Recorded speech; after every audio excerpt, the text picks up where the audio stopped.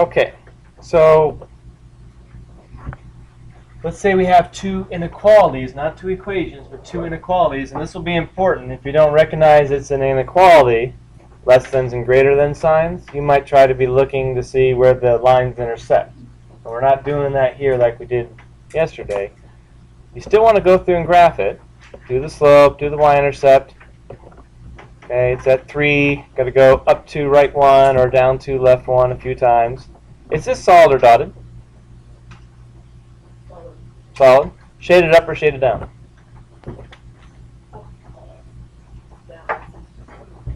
So use your chart to help you. Don't guess, don't hope, but use your chart that we wrote down to help you. That's shaded down. Now here's the difference. You're actually going to do this mentally.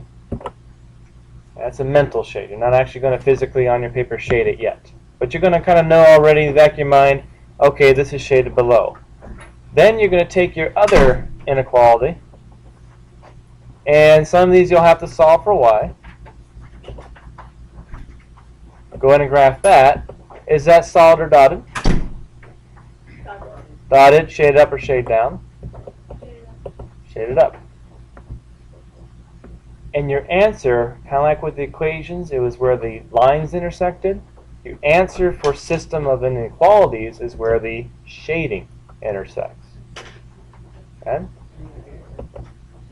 So right here is where the shading, it's below the solid line, less than this one, right?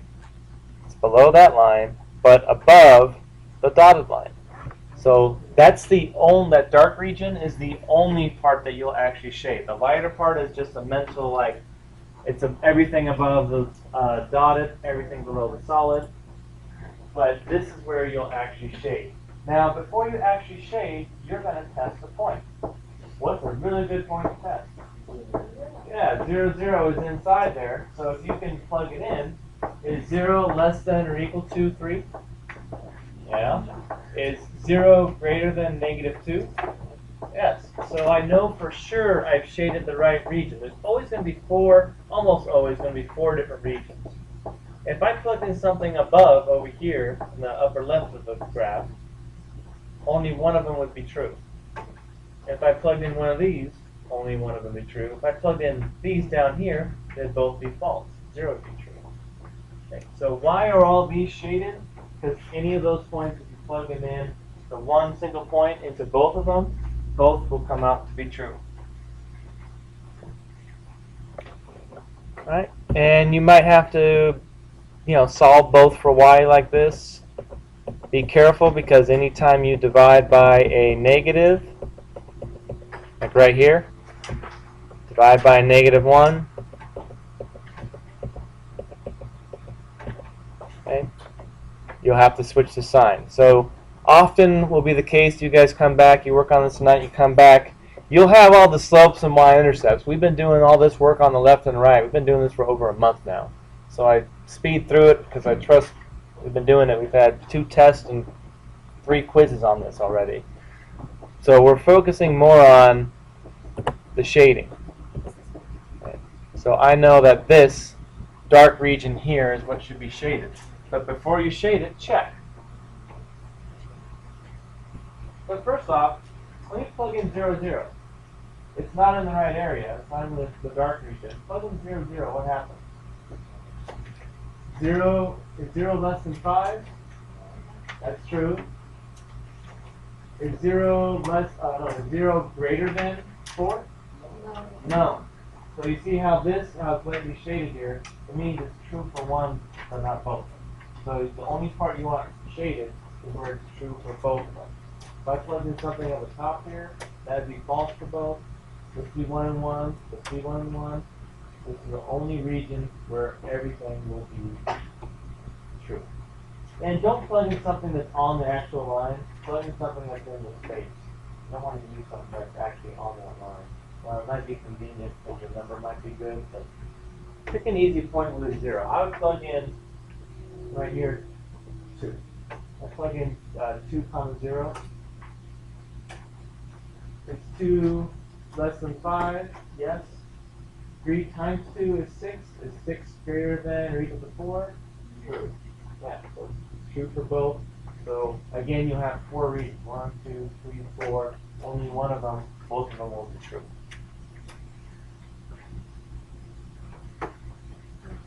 All right, and also don't forget your vertical and horizontal. Is this vertical or horizontal?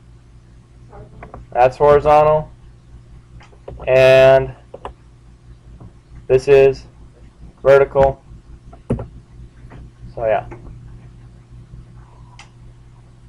just like that. So let's practice a few.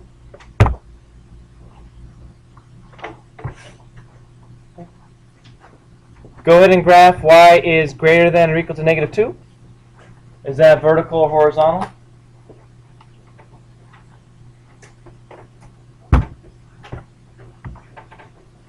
Which one is it? Horizontal, yeah. So y is greater than negative 2. Solid or dashed? Solid. Still use a straight edge. Okay. Okay. And let's go ahead and do blue for the bottom one. What kind of line is this on the bottom? X less than 3? That's vertical, going through 3, right?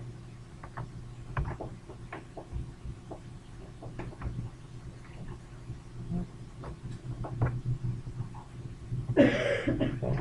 Notice how I didn't do any shading. I might have mentally said, okay, greater than negative 2, that's going to be above here.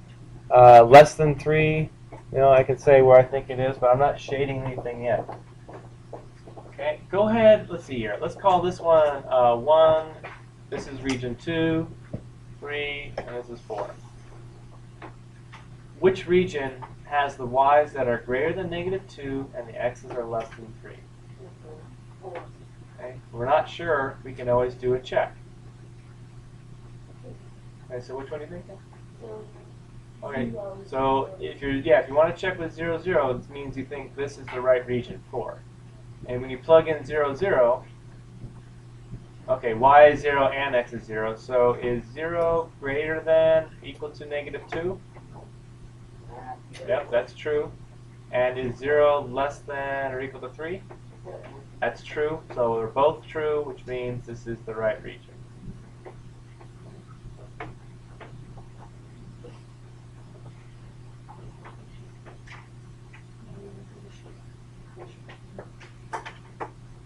Now, this does require some background information. You have to know 0 is bigger than a negative number. You have to be able to read the inequality signs and know that means greater than. So if you said no just now to 0 greater than negative 2, you gotta be careful. Don't rush to say yes or no. Take your time, and you'll get faster the more you practice. Any others? Any other odds? You want to do 3 or 5 or any requests on the back?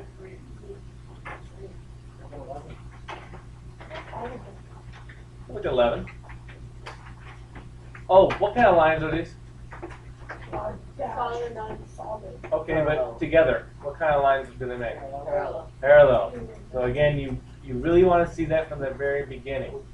So same slope, different y-intercept.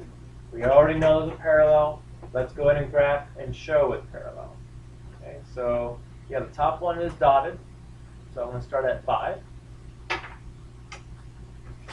And this is a negative slope, so you better be going down. I'm going to go down 1, right 3. Okay.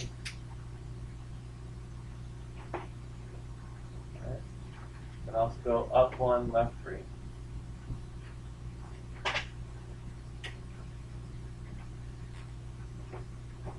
Of course, that should come out to the exact straight line. You guys are going to use a straight edge, so it'll be better than mine.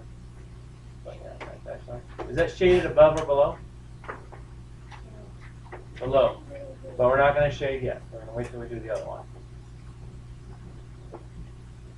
That's that one. The other one in red.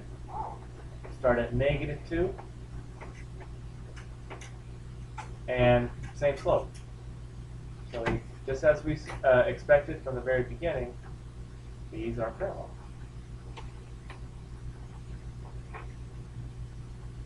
Solid or dotted? Solid this time. Use the straight edge. Now we want to graph everything below the blue line, but above the red line. So that's everything in between. So, and if you plug in 0, 0, is 0 less than 5? Yes. 0 is less than 5. That's true. Is 0 greater than or equal to -2? That's true. Now, so here's two things when we're done. Do parallel lines always mean no solution? No. No. So for inequalities, parallel lines, you can still have solutions because it's the shading, it's not the actual lines. With equations, yes, it's always going to be no solution because the lines themselves don't intersect. Inequalities, it's okay.